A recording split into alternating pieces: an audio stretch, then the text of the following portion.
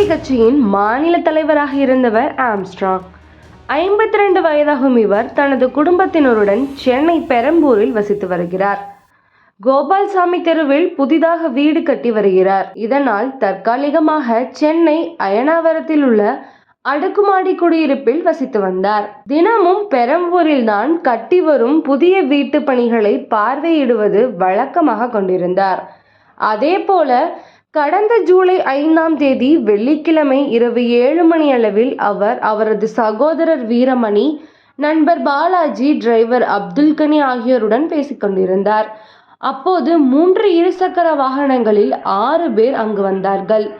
அவர்கள் கையில் பட்டாக்கத்திகள் இருந்தன.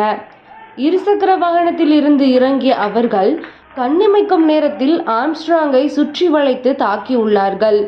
தலை, கழுத்து உள்பட பல்வேறு இடங்களில் வெட்டியுள்ளனர். இதில் ஆம்ஸ்ட்ராங் இரத்த வெள்ளத்தில் அதே இடத்தில் கீழே சாய்ந்தார். சத்தம் கேட்டு சுற்றியிருந்த மக்கள் வந்தனர். ஆனால் அதற்குள் பைக்கில் ஏறி 6 பேரும் தப்பி சென்று விட்டனர். இதனிடையே இரத்த வெள்ளத்தில் கிடந்த ஆம்ஸ்ட்ராங்கை ஆம்புலன்ஸ் வேனில் ஏற்றி 1000 விளக்கில் உள்ள தனியார் மருத்துவமனைக்கு கொண்டு சென்றனர். ஆனால் அவரை பரிசோதித்த டாக்டர்கள் ஏற்கனவே அவர் இறந்துவிட்டதாக தெரிவித்துவிட்டனர். கொலையாளிகள் 6 பேரும் உணவு விநியோகம் செய்யும் ஊழியர்கள் அணியும் சீருடைகளை அணிந்திருந்ததாக அந்த பகுதி மக்கள் தெரிவித்தனர். இதையடுத்து சிசிடிவி காட்சிகள் அடிப்படையில் தேடிய போலீசார் 8 பேரை கைது செய்தனர். இதில் பொன்னை பாலு என்பவர் யார் என்றால், கடந்த ஆண்டு சென்னை பட்டினப்பாக்கத்தில் படுகொலை செய்யப்பட்ட பிரபல ரவுடி ஆற்காடு சுரேஷின் தம்பி ஆவார்.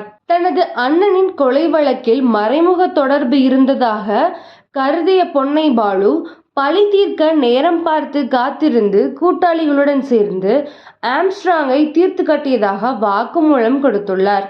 குறிப்பாக இறுதி நிமிடத்தில் ஆம்ஸ்ட்ராங்குடன் பேசிக் கொண்டிருந்தவர்கள் தற்போது தெரிவித்துள்ள தகவல்கள் அனைத்தும் பெரும் பரபரப்பை ஏற்படுத்தியுள்ளது.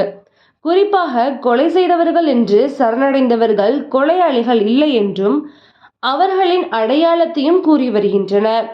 மேலும் அங்கு இருந்த ஒரு வீட்டின் சிசிடிவி காட்சிகளை மட்டும் ஆய்வு செய்து இவர்கள்தான் குற்றவாளி என்று கூறுவது ஏற்புடையது அல்ல என்றும், பெரம்பூர் பகுதியில் பல்வேறு சிசிடிவி காட்சிகளை வண்டி எண்களை வைத்து ஆய்வு செய்ய வேண்டும், அப்போதுதான் யார் இந்த கொலை குற்றத்தை செய்தனர் என்பதை கண்டுபிடிக்க முடியும் என்று தெரிவித்துள்ளனர்.